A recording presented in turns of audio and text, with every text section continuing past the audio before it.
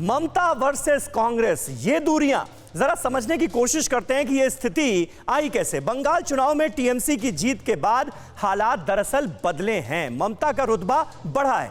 बंगाल में बीजेपी को हराने के बाद ममता का हौसला काफी बढ़ा हुआ नजर आ रहा है। विपक्ष को मोदी का मुकाबला करने लायक चेहरा मिला है। ये भी कई सियासी पंडित जो हैं वो मानकर चल रहे हैं कि देखिए अब ममता बनर्जी का मजबूत चेहरा विपक्ष को मिल चुका है। कांग्रेस के कई बड़े नेताओं ने तृणमूल कांग्रेस का दामन थाम लिया। ये भी हकीकत है। तृणमूल कांग्रेस लगातार मजबूत होती हुई नजर आ रही है और मेघालय में क्या हुआ इससे हम सब वाकिफ हैं। गोवा के पूर्व सीएम फलेरो और सुष्मिता देव ने टीएमसी का दामन थामा। ये दो बड़े कांग्रेस पार्टी के चेहरे थे जो अब ममता दीदी के साथ हैं। फलेरो और सुष्मिता को टीएमसी ने पश्चिम बंगाल से राज्यसभा भेजा है।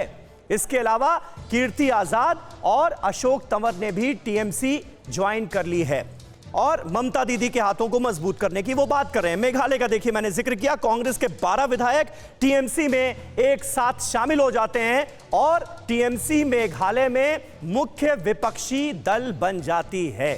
ये कुल मिलाकर स्थिति नजर आती है। हमारे साथ तमाम खास मेहमान क्योंकि बने हुए हैं और सुजाता मंडल हमारे साथ मौजूद हैं। सुजाता जी, ये बात सही है कि हौसले बढ़े हुए हैं और दीदी मिशन 2024 की तैयारियों में अभी से जुट गई हैं, बीजेपी के खिलाफ मोर्चा खोल रही हैं, विपक्षी एकता की बात कर रही हैं, लेकिन माइनस कांग्रेस क्यों? देखिए, मैं सबको सुबह का स्वागत बताती हूँ। मैं एक ही बात बोलना चाहती हूँ कि ममता दी अभी इतनी बड़ा जंग लड़कने के बाद और इतनी बड़ी जीत हासिल होने के बाद सब लोग, अगर ये देश बेचने वाला इतना करप्टेड और हर रोज चीज का दाम इतना बढ़ जाता है कि लोगों का तो रोजगार नहीं बढ़ रहा है, लोग तो बेरोजगार होते जा रहा है। लेकिन ये जो बीजेपी सरकार, मोदी सरकार हर रोज जो सब कुछ चीजों का रोज दाम बढ़ा रहा है और उसके खिलाफ लोगों का जो बेरहमी से लोगों का जो मतलब जीना गुजरान मतलब करने का मुश्किल हो रहा है। और सबसे बड़ी बात देखिए, आज मोदी जी को और बीजेपी को कितना बड़ा हार का सामना करना पड़ रहा है। जो कृषि बिल है ना, उसको भी वो लोग वापस लेने के लिए वो लोग मतलब। लेकिन सुजाता जी, आपकी लड़ाई एनडीए से है ना, आपकी लड़ाई बीजेपी से है ना सियासी तौर पर, फिर कांग्रेस पार्टी को यूं किनारे क्यों किया जा रहा है? इससे क्या हासिल होगा?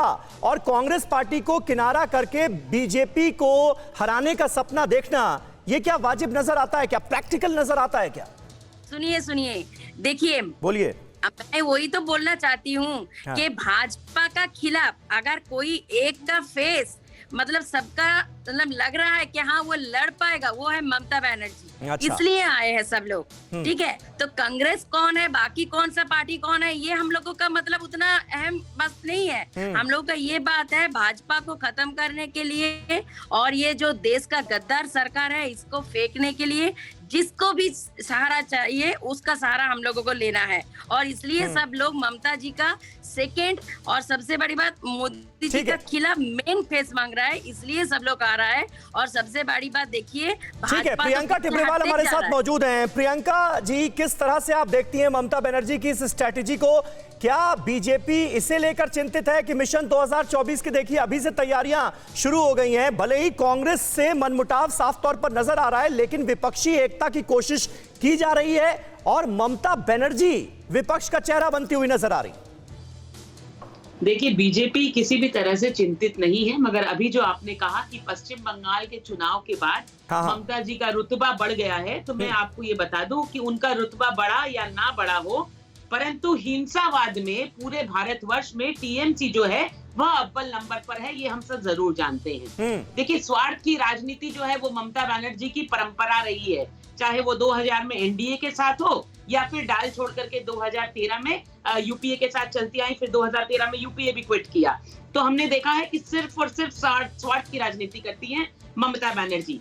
देखिए, सबसे पहले तो मैं ये कहती हूँ, तृणमूल कांग्रेस टीएमसी, अगर ममता बनर्जी इतना ही खुद अकेले चलना चाहती है तो पहले तो टीएमसी में से सी कांग्रेस हटाए, खाली टीएम तृणमूल अपना नाम रखे, उसके बाद नहीं तो आप तो कंफ्यूज करेंगी। आप अगर विचारधारा को फॉलो नहीं करती तो आप लोगों को जानने दीजिए कि आपकी अपनी क्या विचारधारा है। तो कांग्रेस का नाम आप अपने से पहले तो हटाएं, अगर आप कांग्रेस को इतनी ही गालियां दे रही हैं तो। और दूसरी बात, जिस बाजार में आप हॉर्स ट्रेडिंग की बातें करती थी, उस बाजार में तो आपको घूमते देखा जा रहा है।